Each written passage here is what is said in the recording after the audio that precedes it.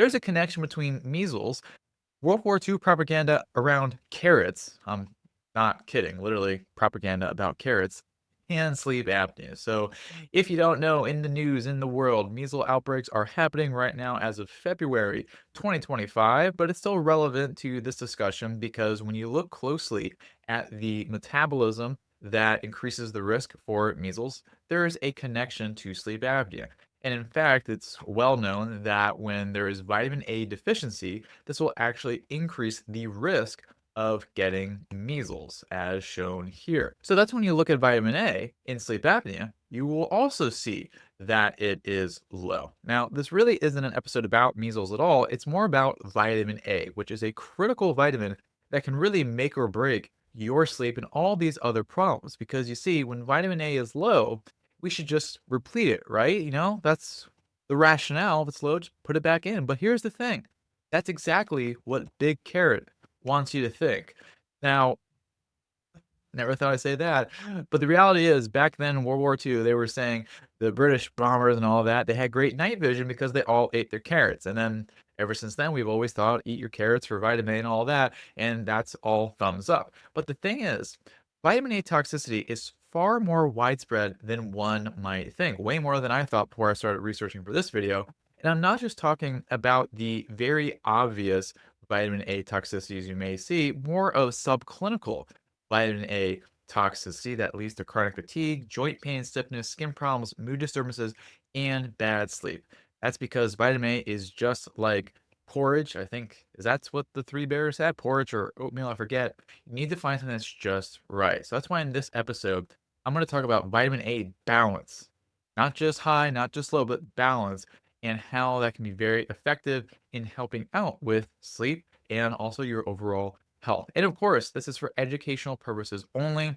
We use references, consult with your healthcare provider before doing anything around your health. This is not a replacement for standard treatment whatsoever. This is just information and a great place to subscribe to get some cool insights that are backed up and not just saying stuff. So, vitamin A in sleep apnea. So, again, it's about being able to recognize when there's too little and when there's too much and how to find that sweet spot. Because when there's too little, a lot of bad things can happen and actually make sleep apnea even worse. So, first and foremost is when you have this epithelial cell dysfunction. So, epithelial cells are any cells that are on the top layers, whether it's your skin, whether it's like your eyeballs, their tongue, any of that. I was saying whether it was your tongue. And you have epithelial cells in your airway. So if you have low vitamin A, those don't work well, and that will actually lead to more difficulty breathing. And that's why they've been able to show that number two is that increased airway resistance. It's a fancy way of saying you're now breathing through a straw, which is going to make apnea and snoring worse. And what they actually found is, if we look at this graph here, if you have vitamin A deficient rats just laying around, being vitamin A deficient, you will find that when you give them something that irritates their airway, there will be way more airway resistance in these rats as shown by these triangles here. It will be higher because when you're vitamin A deficient, it takes away your body's ability to properly respond to any airway irritants. And you may be wondering because you may not live in front of a smokestack, but still having pet dander, allergens, even just low air quality in your bedroom is going to be very, very relevant for that. And alongside that, or disruption of receptors, we'll skip that to save some brain cells. But number four is also circadian rhythm disruption. Because when vitamin A is not in sufficient amounts, your body can't keep time and it can't signal to your brain to release melatonin for good quality sleep. So that's why being able to get the Goldilocks amount of vitamin A is so, so critical. And here's a time for you to wonder that mom's porridge, Mama Bear's porridge was cold because she was busy taking care of everyone else. Never realized that until like years later, or just when I was making this video. So, shout out to all the moms in the world. Now, back to subclinical vitamin A toxicity, and I apologize in advance for too much, science here, but we're just gonna there's no way to not do this. We're gonna rip off the band-aid here. So, vitamin A, I'll get this bottle cap here. So, vitamin A is like this bottle cap. Okay, and this is water, by the way. Okay, Mountain Valley Spring. And it is attached to different proteins, and one of them is going to be in your eye, in your retina. And when light hits it, vitamin A comes off, and then it does its vitamin A thing. Okay, it goes over the place. That's what this cycle is trying to tell us. Now, there will be times when vitamin A goes off, and then it becomes oxidized. It becomes all crazy. That's what this side of the chart is. See here where it's orange with these bisretinoids. And that's what leads to a lot of damage. So retinol, or vitamin A, comes off, boop, and it can get oxidized. We'll do like this. Okay, it'll get like all weird and oxidized and funky. All right, this is our funky vitamin A, our bisretinoids, and that's going to cause damage throughout the body. And that's going to happen more if you have too much vitamin A. And vitamin A, for this reason, is a highly regulated vitamin in your body because it can convert from something very useful to something that is massively damaging to every single cell in your body, including also your DNA. That's not good. That's not what we want. And the reason this happens is because bisretinoids in all these different forms, they're aldehydes. And maybe you know that from whether you're aware of aldehydes on like furniture or stuff like that being bad for air quality, or maybe you went to medical school or worked in a morgue or something, and they're going to use formaldehyde, a type of aldehyde.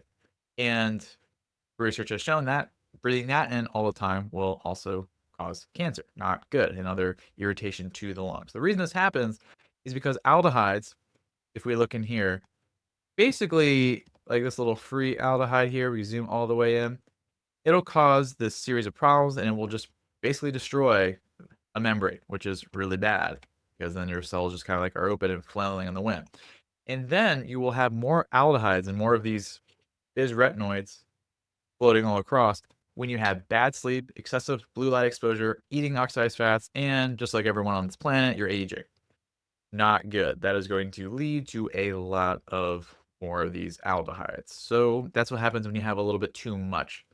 So there's a problem on having not enough, too much. And it's a very fine line, as I've been learning and seeing in people, of where it's not like a true excess where like you're turning into an orange carrot.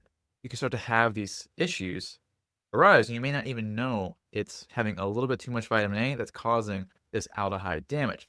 So we want to be able to perfectly balance this. I'm going to scroll right past that reference. Instead, this is the time to recognize, like, wow, this is like new, insightful information. I want more of this. If that's you, click subscribe so you stay up to date and also get this information out to others, because when you do that, really helps show people, hey, there's a lot more to think about with sleep apnea and there's more to do about it accordingly. So just take your little paw and hit that subscribe button. And if you're on your TV, hit up, right, click my face, and then the subscribe button is there. Very convenient and very intuitive.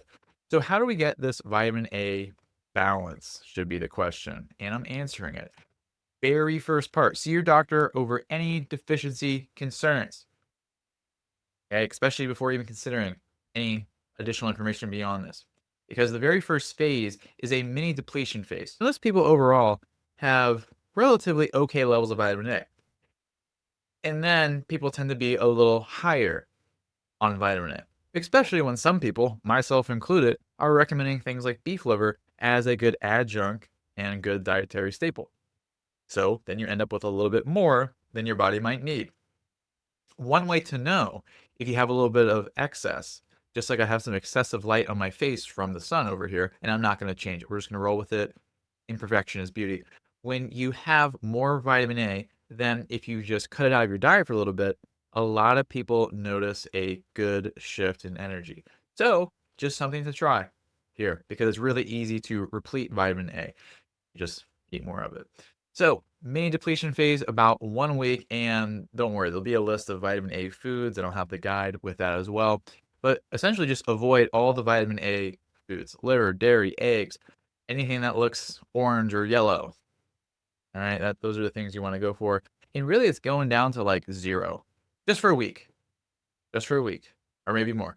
So you do that, and then you ask yourself, okay, how's it going? You're feeling good. A lot of people continue to feel even better by continuing that for a couple weeks. Doesn't go on forever. Okay, you don't want to completely deplete yourself. That'd be bad. But most people, they feel good. They do it a little bit longer, and then they go into this maintenance phase, which is really like, step 3. Okay, because you go down to a place, then you want to maintain it. Now, if you did not feel any better, you just go to step 2 because you may not have been too high. Maybe you were probably too low and just went a little bit lower. A lot's not going to happen in a week. All right. So repletion, and again, this can vary, is going to be just increasing vitamin A in your diet. So just all the foods that had them, just bring them back in and do this very gradually in a way where you're building up. And of course, being around the RDA is a reasonable idea and something that you could consider. And that's pretty much how you would go about that of, you see, are you low? Okay. Didn't have any benefit. Okay. And then you would want to make sure that you're at least replete and see how you feel with a little bit more, or even just being mindful of vitamin A ingestion. So here's everyone's favorite table. And let's see what's the least accurate thing on here. Why is broccoli on this? Like broccoli is on this? I swear, there's like a vegetarian conspiracy. Like liver isn't on here, which is mind blowing to me.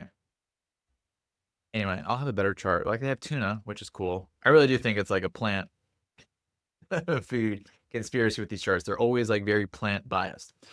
Okay, and then if you are coming back from the depletion phase, you want to have a maintenance phase, then you're just settling around that RDA and being able to find what your sweet spot is. All right, so that's just something else for you to tinker with and be able to know there's another vitamin. That's not just just pour it in, because I know sometimes people think some is good, more is better, right? Be superhuman when I have 10,000% of something. No, vitamin A is all about having a really good balance. So to help you out with the notes on that, I got your back with the vitamin A and sleep apnea guide, and I'll have some lists of foods in there.